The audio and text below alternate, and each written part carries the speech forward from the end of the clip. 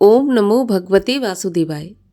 आप सभी का दिन शुभ हो, मंगलमय हो। भगवान शिव की कृपा सदा आप पर और आपके परिवार पर बनी रहे।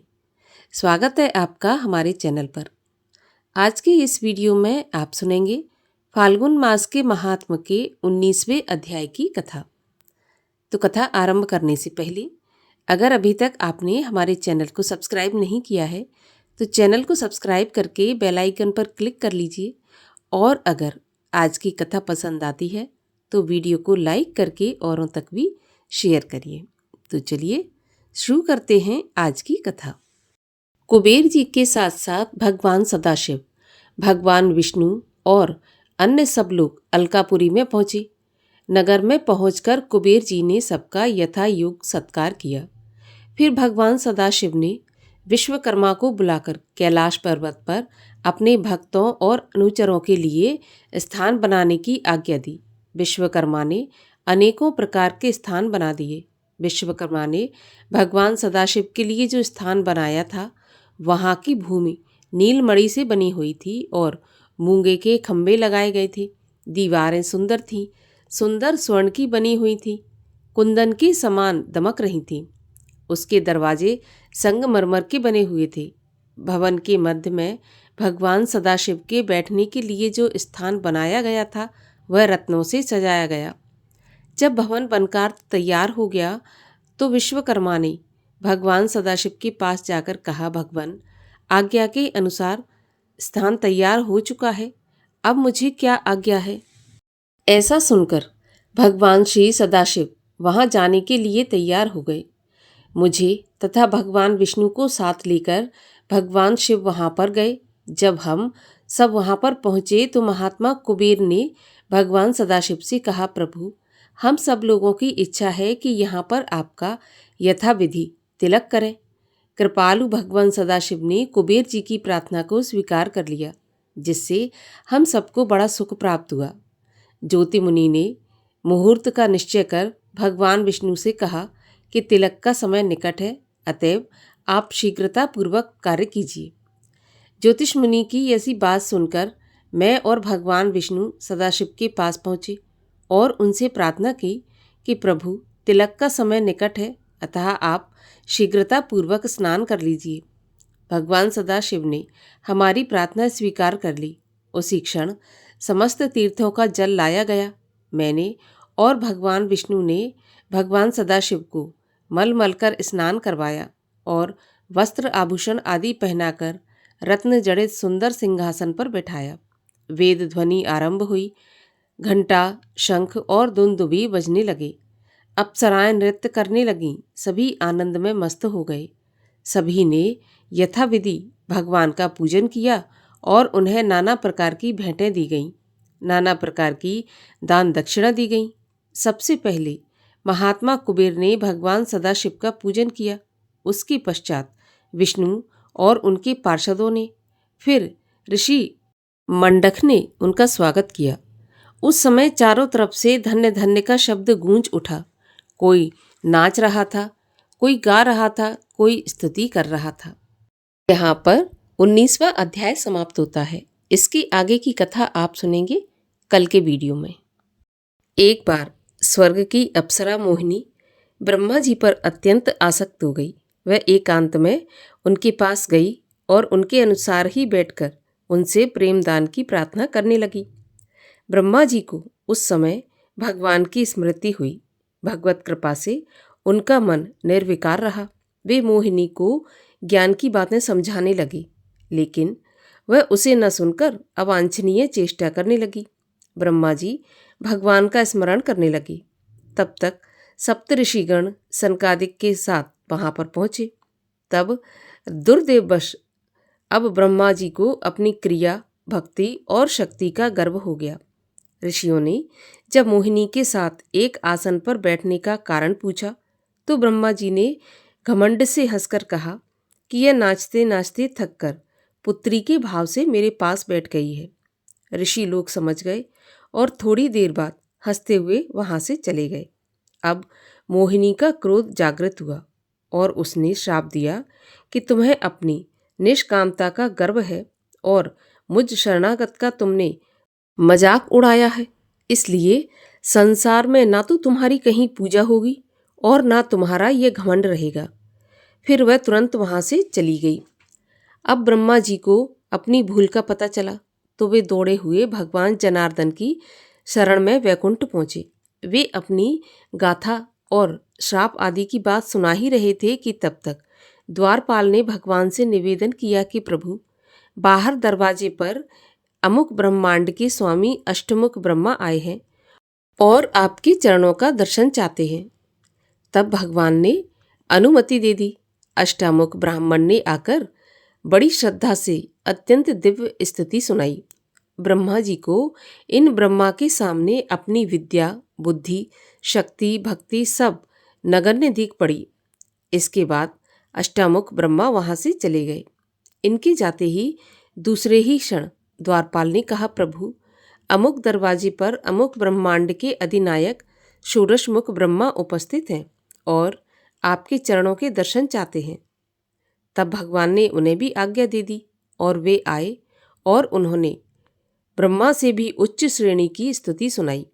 इसी प्रकार एक एक करके षोडश मुख से लेकर सहस्त्र मुख तक ब्रह्मा आते गए और उत्तरोत्तर उत्कृष्ट शब्दावलियों में अपना स्तोत्र सुनाते गए।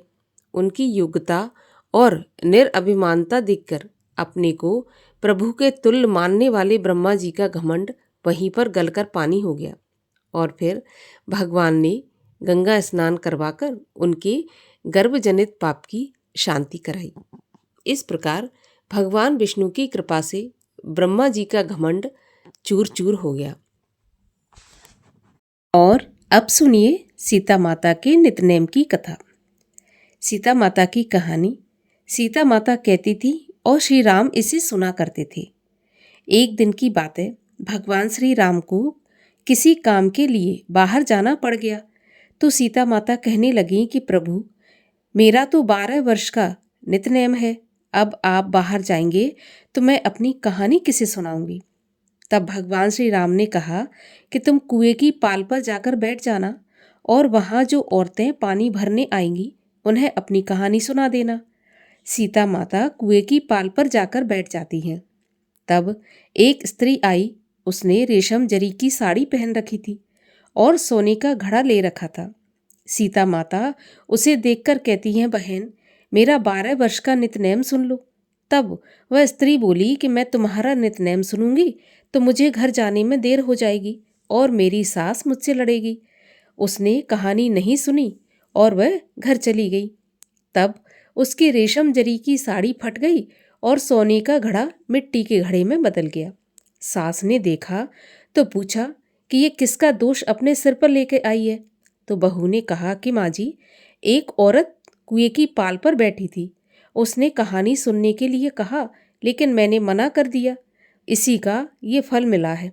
बहू की बात सुनकर अगले दिन वह साड़ी और घड़ा लेकर सास कुएं की पाल पर गई। सास को वहीं पर माता सीता बैठी मिली तो माता सीता ने कहा, बहन, मेरी कहानी सुन लीजिए। तो सास बोली कि एक बार तो छोड़िए, मैं तो आपकी कहानी 4 बार सुनूंगी। ऐसा सुनकर सीता माता ने कहानी कहनी शुरू कर दी। राम आए, लक्ष्मण आए, देश के पुजारी आए, नित नेम का नेम लाए। आओ राम, बैठो राम, तपी रसोई जियो राम। माखन मिश्री खाओ राम, दूध बताशा पियो राम। सूत के पलका पोठो राम, शाल दुशाला पोठो राम। शाल दुशाला ओढ़ो राम।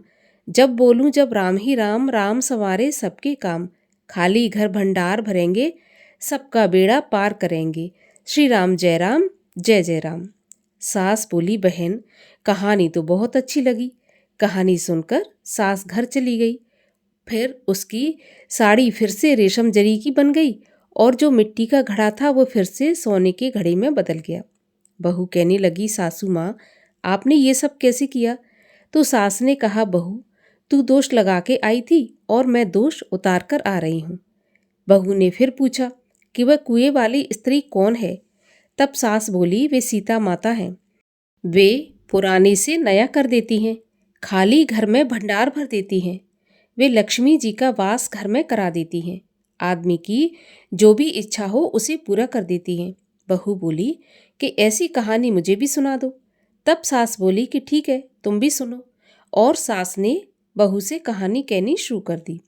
राम आए लक्ष्मण आए, देश के पुजारी आए, नित नेम का नेम लाए, आओ राम बैठो राम, तपी रसोई जियो राम, माखन मिश्री खाओ राम, दूध बताशा पियो राम, सूत के पलका मोठो राम, शाल दुशाला पोठो राम, साल दुशाला ओढ़ो राम, जब बोलूं जब राम ही राम, राम सवारे सबके काम, खाली घर भंडार भरेंगे, सबका बेड़ा पार करेंगे, श्री राम जय जय राम।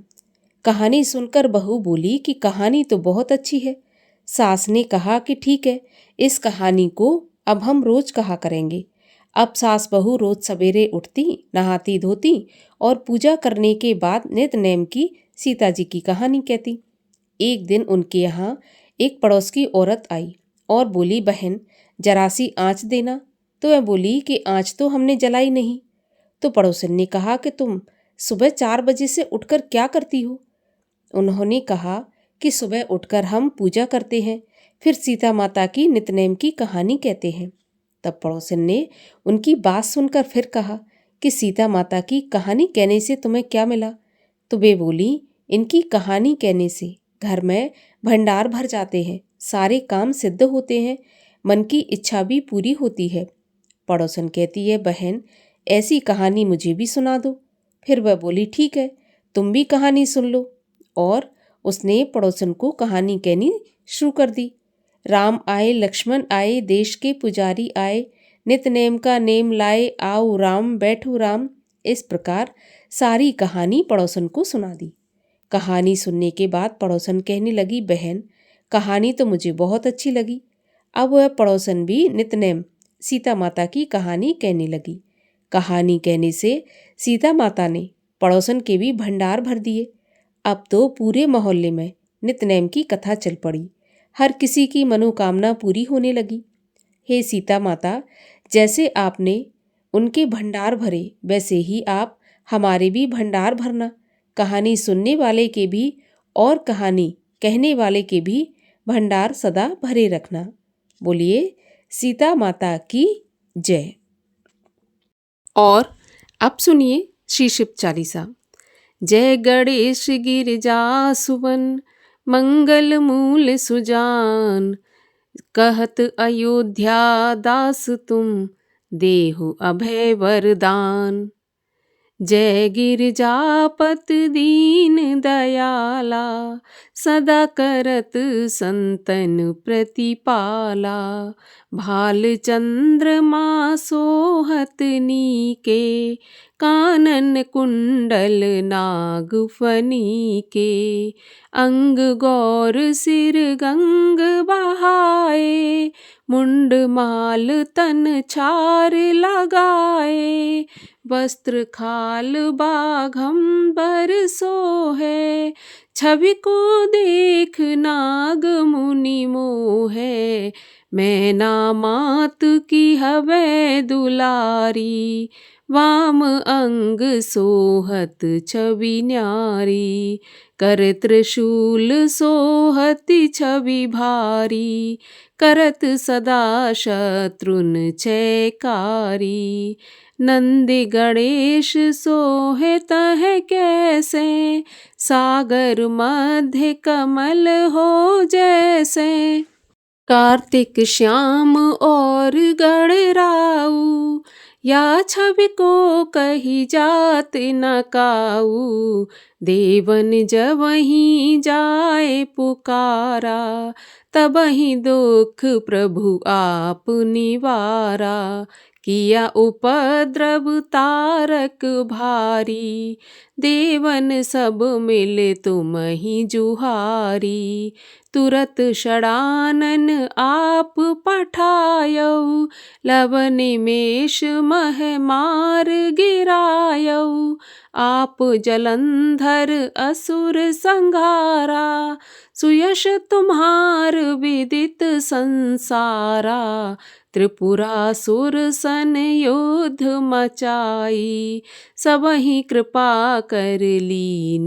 बचाई, किया तपहि भागीरथ भारी, पुरब प्रतिज्ञाता सुपुरारी। दानिन मह तुम सम कोई नाही, सेवक अस्तुत करत सदाही।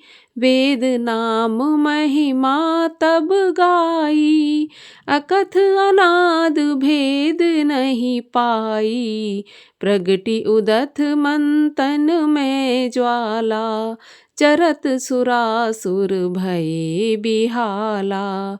कीनी दया तह करी सहाई, नीलकंठ तब नाम कहाई।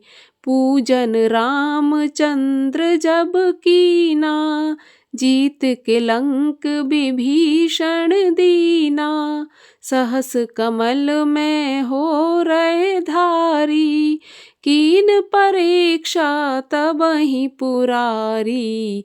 एक कमल राखे प्रभु जोई, कमल नयन पूजन चह सोई। कठिन भक्ति देखी प्रभु शंकर, भय प्रसन्न दिए इच्छित वर। जय जय जय अनंत अविनाशी, करत कृपा सबके घटवासी। दुष्ट सकल नित मोहे सतावे, भ्रमत रहो मोहे चैन न आवे। त्राहि त्राहि मैं नाथ पुकारो, एहि अवसर मोहे आन उबारो। लै त्रिशूल शत्रुन को मारो, संकट से मोहे आन उबारो। मातु पिता भ्राता सब होई, संकट में पूछत नहीं कोई। स्वामी एक है आस तुम्हारी, आए हरहु मम संकट भारी। धन निर्धन को देत सदाई, जो कोई जाचे सो फल पाई। अस्तुत के विधि करो तिहारी, क्षमहु नाथ अब चूक हमारी। शंकर हो संकट के नाशन, मंगल कारण विघ्न विनाशन। योगी यति मुनि ध्यान लगावे, नारद शारद शीश नवावे। नमो नमो जय नमो शिवाय, सुर ब्रह्मादिक पार न पाए। जो यह पाठ करे मन लाई, तापर होत है शंभु सहाई। ऋनिया जो कोई हो अधिकारी, पाठ करे सो पावन हारी। पुत्रहीन कर इच्छा कोई, निश्चय शिव प्रसाद तेहि होई। पंडित त्रयोदशी को लावे, ध्यान पूर्वक होम करावे। त्रयोदशी व्रत करें हमेशा, तन नहीं जाके रहें कलेशा। धूप दीप नैवेद्य चढ़ावे, शंकर सम्मुख पाठ सुनावे। जन्म जन्म के पाप नसावे, अंत धाम शिवपुर में जावे। कहे अयोध्या आस तुम्हारी, जान सकल दुख हरऊँ हमारी। नित्य नेम कर प्रात ही, पाठ करो 40। तुम मेरी मनोकामना पूर्ण करो जगदीश। मक्सर छठ है मंत्र ऋतु, संवत 64 जान। अस्तुत 40 शिवहि, पूर्ण कीन कल्याण। ओम जय शिव ओमकारा, स्वामी हर शिव ओमकारा। ब्रह्मा विष्णु सदा शिव, अर्धांगी धारा ओम जय शिव ओमकारा। एकानन चतुरानन पंचानन राजे। हंसानन गरुणासन वृषवाहन साजे। ओम जय शिव ओमकारा। दो भुज चार चतुर्भुज 10 भुज ते सोहे। तीनों रूप निरखते त्रिभुवन मन मोहे। ओम जय शिव ओमकारा। अक्षमाला वनमाला मुंडमाला धारी। चंदन मृग मद सोहे भोले शुभकारी। ओम जय शिव ओमकारा। श्वेतांबर पीतांबर बाघंबर अंगे। सनकादिक ब्रह्मादिक भूतादिक संगे। ओम जय शिव ओमकारा। करके मध्य कमंडल चक्र त्रिशूल धरता। जग करता जग हरता जग पालन करता। ओम जय शिव ओमकारा। ब्रह्मा विष्णु सदा शिव जानत अविवेका। प्रणवाक्षर के मध्य ये तीनों एका। ओम जय शिव ओमकारा। त्रिगुण शिव जी की आरती जो कोई जन गावे। कहत शिवानंद स्वामी मन वांछित फल पावे। ओम जय शिव ओमकारा। कर्पूर गौरम करुणावतारम संसार सारम भुजगेन्द्रहारम। सदा वसन्तं हृदयारविन्दे भवं भवानी सहितं नमामि। भवं भवानी सहितं नमामि।